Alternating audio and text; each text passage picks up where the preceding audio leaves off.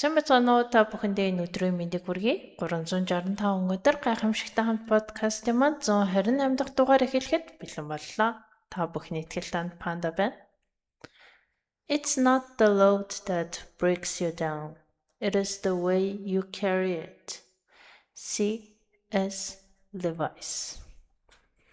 За тэгэхээр хэдүүлээ персептийн өнөөдрийн персептийн талаар ярихаас өмнө C.S. Lewis буюу Clive Staples Lewis гэж хэн байсан талаар ярьцгаая. За тэрээр 1898-аас 1963 оны хооронд амьдарч байсан 20 дугаар зууны Их Британий судас зохиолч, утга зохиол судлаач, шашны философч хүн юм байна. Түүнийг найзууд нөхд нь Жек гэж дууддаг байсан бөгөөд тэрээр Нарниагийн шидэт ертөнцийг бүтээсэн зохиолоороо болон Христийн шашныг ухаалгаар хамгаалсан бүтээлүүдээр дэлхийд алтарсан. Нарниагийн тэрийг ч одоо юу гэж ярьдаг лээ? The Tales of Narnia ч гэлээ. За ямар ч Нарниагийн юуг зохиолч хүн биш. За тэгээд тэрээр Белфаст хотод төрсөн бөгөөд ээжигээ эрт алдсан хагцал болон дэлхийн 1-р дайны хүнд хэцүү үеийг туулснаар 16 наснда шашингүй үзэлтэн болсон юм байна. Тэгээд Оксфорд их сургуульд англи хэл, утга зохиолын багшаар бараг 30 жил ажиллаад дараа нь Кембриж их сургуулийн профессор болсон байт юм байна. 1931 онд өөрийн дотны найз, нэрд зохиолч J.R.R.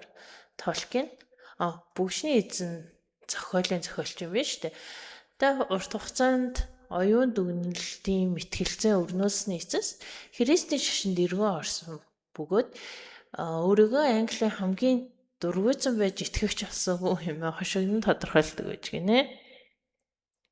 За тэгээд Оксфорд утга зохиолын алдартай бүлгэмийн гол гишүүн байсан бөгөөд тэр бүлгэм нь орон нутгийн уушин газар цуглаж бичиж буй шин зохиолуудаа бие биендээ уншиж өгдөг байсан юм байна.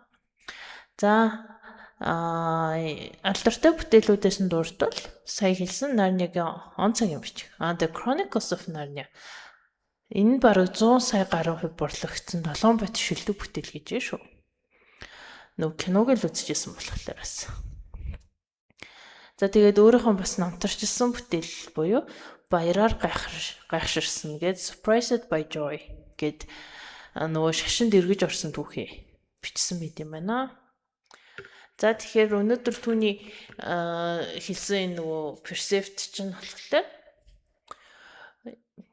ямар нэгэн байдлаар одоо чамайг хүнд ачаа чамайг эвддэггүй, харин түүнийг хэрхэн өргөж явж байгаа чинь эвддэг. Яг ингэсэн чи генетхэн нөгөө нэг хүнд ачааг хэрхэн нуруугаа гэмтээхгүйгээр өргөх вэ гэдэг нөгөө арга байдаг гэд та бүхэн бас харж л байсан бах та.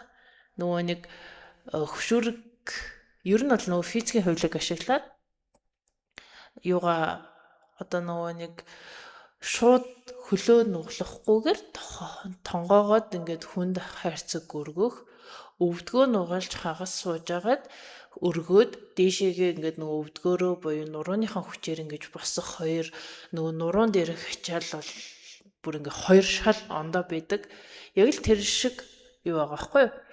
Адилхан хоёулаа л адилхан яг нэг жинтэй ижлэхэн хайрцагтай ачаа. Гэхдээ тэрийг яаж ямар аргаар өргөх вэ гэдг нь өөрөө нөгөө нэг тухайн ачааг өргөснөөрөө гарч ирэх үр дүн ингээ шал хоёр ондоо болохоо хичиж байгаа. Яг тэр шиг л ерөнхийдөө бас амьдралдаас өөрсдөө тулгарч байгаа янз бүрийн ачааг ингэж хэрхэн өргөж зарим тохиолдолд бүр үнэхээр өргөөд яваад ах чи хэрэггүй ачаануудыг тэд нарыг бүр ингээд хаяад тавьж явж сурах хэрэгтэй.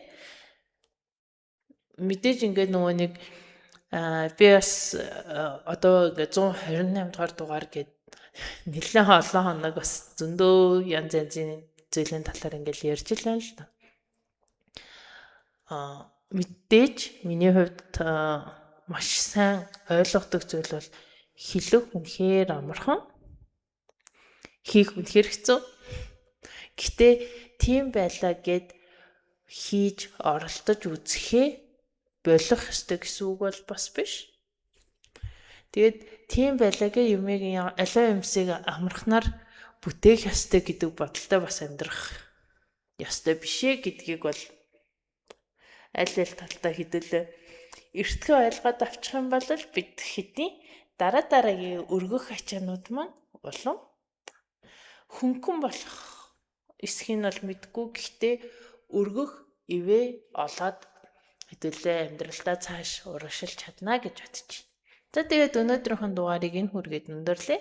Энэ хүртэл хамтайсан та бүхэнд баярлалаа. Баяртай. 365 хоногийн турш чамтай хамт байх чиний итгэл таанд Панда.